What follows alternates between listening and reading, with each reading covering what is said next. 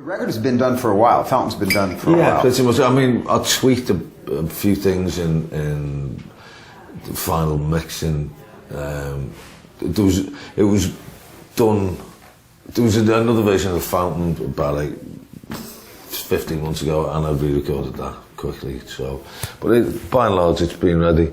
But I thought I wanted the Bunnymen. So when people say, "Oh, it's been 4 years since Siberia," it's not really, because no. But I just wanted to feel back on that pedestal, you know, in terms of. I just thought the Ocean Rain things would set it up as well. You know, you do have to have some kind of plan, and I just thought I needed to feel top King of the Hill again, and singing Ocean Rain, even just the song Ocean Rain at the end of that thing, and hitting the waves and the orchestra doing that. That's. You know, it doesn't get any better. I bet it was amazing. YouTube doesn't do it justice, I'll tell you that. I've seen some footage of it, but I'm sure, you know, it's one of them where what YouTube can't do, or anything really, is make you feel like that person feels when shivers have just gone down the spine in an audience. And it doesn't happen that often, to be honest. For me, Leonard Cohen was the last. Watching him with Mimi and my daughter in Manchester last year, and both of us crying at the same time, not knowing the other one was crying. It was a weird feeling, but beautiful. And that's the kind of thing that I think. That's why I would go to a gig, not necessarily to pump my fist in the air and think I was a rock and roll star. So have you been doing some of the Fountain songs in the live set for a while now? A couple, yeah, but for the next gigs, we're starting rehearsing next week, and I want every one of those songs to be able to be played. If I turn around and say I want to do this one, I just want everyone ready and like honed to. You don't swear on these things, do you? Oh yeah, we can. Okay, yeah, sure, yeah. Well, I won't now because it was the now wrong that you've place. asked. So you want to have every Fountain song, practiced and ready to go. You're not necessarily going to put every song in the set. No, not every. You don't do 10 songs when you album. We'll have to wait 30 years to do that. Is there a part of you that would like, talking about doing a record start to finish, is there a part of you that would like to go out and just play the whole new record? Well, we might do it at we might do it at the Mercury Lounge, because we can. Right. It's a different kind of setup there, because we're doing it for fans and for media who want to come and into us, and maybe do it that way, because it might make sense to again just blast it through as a live thing before the proper touring starts, so that it's made an impression and it's not just a couple of songs. Well, I don't know. I've only just thought of that with you saying it. Yeah. Yeah. I mean, we might do it in Liverpool at a little lounge, just tiny place in Liverpool, and do that. Rather than playing where they have the album launch and they just play the album non-stop. God, that's so crap. And it's always too quiet. You start to doubt it. You think, everyone's talking. It can't be that good. So I think that might be a way to do it. And also it'll hone the band into, we're doing this and I want every song. So a couple songs I want to specifically ask you about. This song, Shroud of Turin, and where that came from. I like that, Shroud of Turin. We say Turin. Turin. Which is, apparently, it's like sort of an imagined conversation between... What do you mean imagine? Me and Jesus. Yeah, isn't it? Yeah. But it's more of a night out. It's a play on. I just thought, because we played this gig in Rimini years ago, and I saw, in my monitors, the wedges. I thought I saw, because you see them in cornflakes and Weetabix, and somebody makes a piece of toast. It's like there's the Shroud of Turin. That image of Jesus seems to crop up. Yeah, it's probably on this table somewhere. There he is, Shroud of Turin. But I was a bit, bevied and stuff. Hadn't been to sleep for days, so it's like...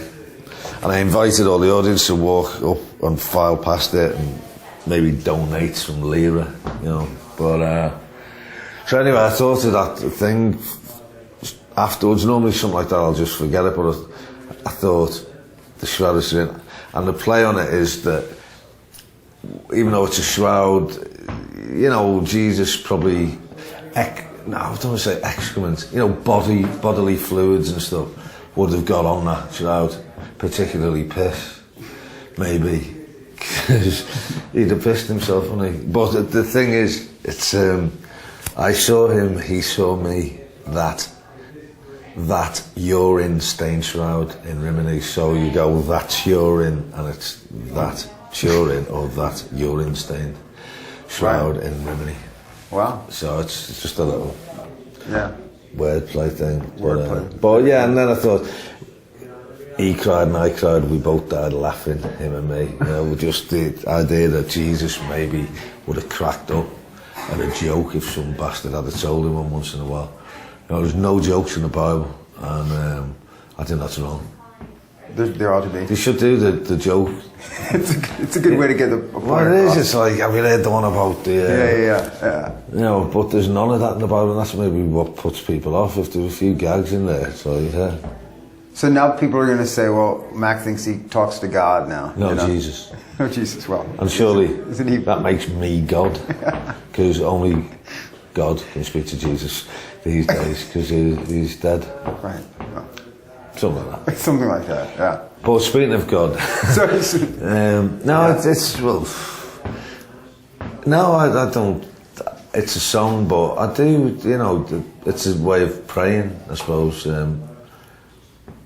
Singing a song about maybe the possibility of, if I had been around in those days, I could have made Jesus laugh rather than worry about everything and say the weight of the world on his shoulders. Somebody should have made him laugh and kept him okay, you know. Yeah. Nobody looked after Jesus. Yeah. For the most, I like the way that went. We were talking of God or gods. The last track on the album is called "The Idleness of Gods," which is actually, for the most part, go ahead. Just to continue the theme, that is me. I've realised singing, assuming the role of God, and I didn't realise when I wrote it, but I think it's meant to be. Well, it's the way I want to think of it now. I think it's a brilliant song and a brilliant lyric, one of the best things I've ever done, but I think it makes it even better if I imagine that, not that I'm God singing it, but that it's a song that God would have liked to have sung, or something like that. It's, because he doesn't know what's going on. And one of the phrases I came up with was, who does God think he is, rather than who does God think he is? Ding, ding. But who does God think he is? You know, because there's no one there to tell him. It's definitely probably the most reflective kind of song on the record. For the most part, the album is quite up, you know, quite bright. Yeah. Bright sounding, right? And probably more so than a lot of Bunnymen albums have been. Would you agree? Did that also just come from kind of this renewed energy you were talking about before? Yeah, and also I think, you know, John McCulloch brought a lot into that, you know, and because I didn't want. There's this notion sometimes that, you know, echoing the Bunnymen had to be. It couldn't be infiltrated somehow. And I just thought that's wrong, you know. And I wanted us. I thought we'd done enough records where it was jingle jangle, or what came out was what I expected to come out. No matter how great it was kind of what I expected.